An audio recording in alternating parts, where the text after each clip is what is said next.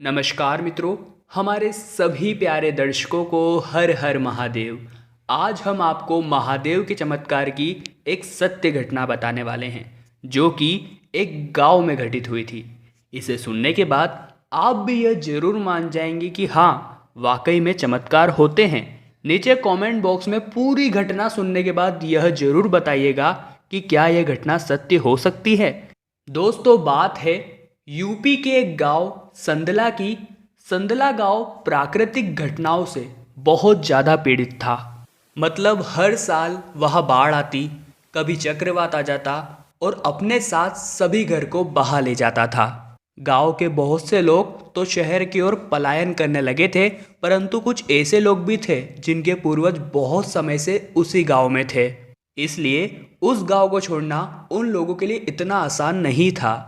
उसके बाद गांव में जो चुनिंदा लोग बचे हुए थे, उन्होंने पंचायत बिठाई और फैसला करने का निर्णय लिया। बैठक में यही प्रश्न रखा गया कि गांव में हर साल किसी न किसी प्रकार की प्राकृतिक आपदा आती है। अब इससे बचने के लिए हम करें तो करें क्या। पंचों ने संपूर्ण तथ्यों की अच्छे से जांच परख की। बहुत सोच विचार करके सभी ने एक ही निर्णय लिया कि यहाँ से 150 किलोमीटर दूर हृदयानंद जी महाराज का आश्रम है।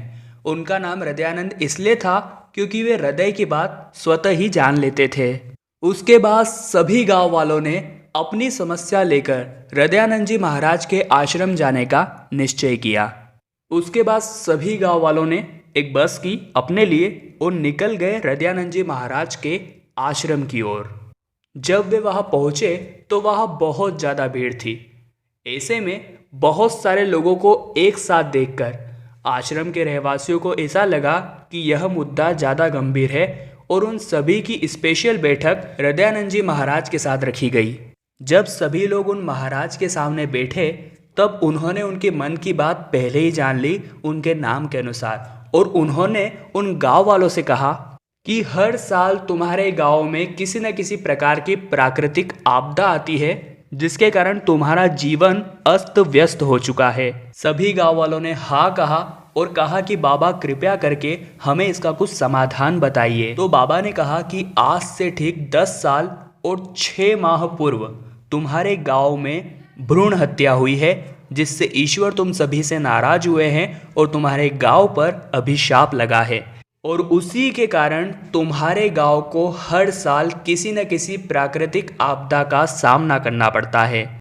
और अगर तुम लोग इस समस्या का समाधान चाहते हो, तुम्हारे गांव में किसी भी परिवार में एक लड़की का जन्म होना चाहिए। तुम सभी उसका नाम लक्ष्मी रखना और उसका नाम संस्करण बहुत धूमधाम से करना, और उसका जन्म उत्सव भी तुमको बहुत अच्छी तरह से मनाना होगा। उसके बाद ईश्वर आप सभी से प्रसन्न हो जाएंगे और फलस्वरूप जो भी समस्या है उसका समाधान हो जाएगा। बाबा की बात सभी रहवासियों को अच्छी तरह से समझ आ चुकी थी। वे वापस निकल चुके थे अपने गांव की ओर। वापस गांव आने के बाद उन्होंने यही बात आपस में की कि अब एक बेटे का जन्म ही हमारे इस गांव को बचा सकता है। देखते ही देखते 10 माह गुजर गए और गांव के 3 घरों में नन्हे मेहमानों ने जन्म लिया। पर आश्चर्य की बात यह थी कि वे तीनों पुत्र थे और गांव को बचाने के लिए एक लक्ष्मी की जरूरत थी। और इसी के साथ एक और चक्रवात ने उस समय पूरा गांव उजाड़ दिया और उस प्राकृतिक आपदा में 2 गांव वालों की मृत्यु भी हो गई थी। ऐसे में सभी लोग बहुत चिंता में थे और उनका दुख खत्म होने का नाम ही नहीं ले रहा था।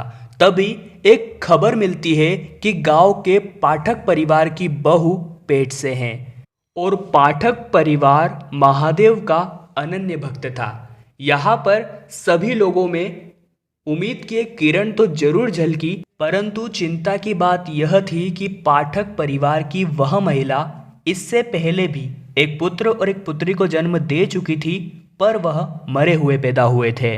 और यह बात जानकर कुछ लोगों ने तो उम्मीद छोड़ दी थी, परंतु कुछ लोग अभी भी आशा लगाए बैठे थे। पूरे 9 महीने के अंतराल में पाठक परिवार के साथ साथ गांव के सभी लोग यही प्रार्थना कर रहे थे कि इन्हें पुत्री जन्म हो, साथ ही में वह एकदम सुरक्षित और सजीव हो। और ऐसे देखते ही देखते 9 माह बीत गए और समय आ गया था लक्ष्मी के जन्म का। और फिर जब बच्चे का जन्म हुआ तो डॉक्टर ने कहा कि बधाई हो, आपके यहाँ लड़की पैदा हुई है। जैसे ही यह खबर बाहर पहुंची, सभी गांव वालों में बहुत ज़्यादा खुशी की लहर थी कि अब हमारा अच्छा समय आ गया। पर दोस्तों, टेंशन की बात यहाँ पर ख़त्म नहीं हुई थी, क्योंकि पाठक परिवार में जिस बच्चे का जन्म हुआ था, न तो वो रो रहा था न ही हाथ पैर हिला रहा था।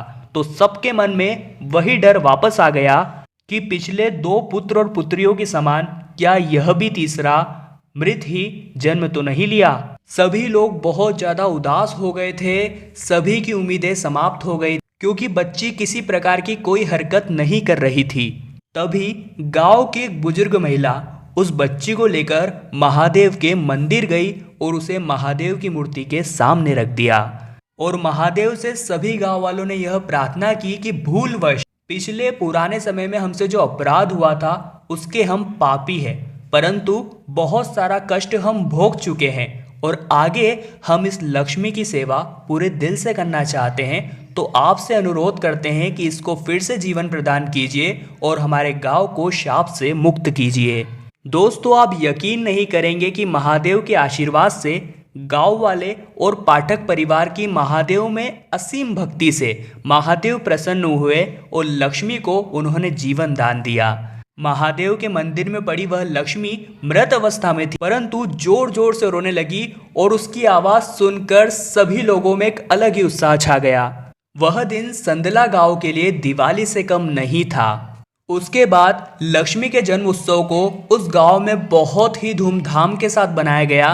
साथ ही उसका नाम संस्करण भी बहुत बड़े आयोजन के साथ किया गया, जिनसे महादेव भी गांव वासियों पर प्रसन्न हुए और हर साल जो प्राकृतिक आपदा आया करती थी वह भी आना समाप्त हो गई। गांव भी अच्छी तरह से फल फूल गया और जो लोग गांव से पलायन कर चुके थे वो भी वापस आने लगे। और दोस्तों, यह सभी कुछ संभव हो पाया उन चुनिंदा गांव वालों की वजह से, जिन्होंने पलायन करने की बजाय अपने कर्तव्य पथ को निभाकर अपनी जन्मभूमि को चुना और गांव को बचाने के लिए जी जान लगा दी। आज की तारीख में सभी संदलावासी अपना जीवन उसी गांव में बहुत ही अच्छी तरह से व्यतीत करते हैं। तो दोस्तों, आपको भी अगर इस घटना ने प्रभावित किया है, हमें तो बहुत किया है, वीडियो को लाइक जरूर कर देना। कमेंट बॉक्स में हर हर महादेव लिखकर आप अपनी कुछ कहानियां हमारे इंस्टाग्राम पेज महादेव मिरेकल पर हमें भेज सकते हैं। अभी के लिए आप सभी भक्तों को हर हर महादेव।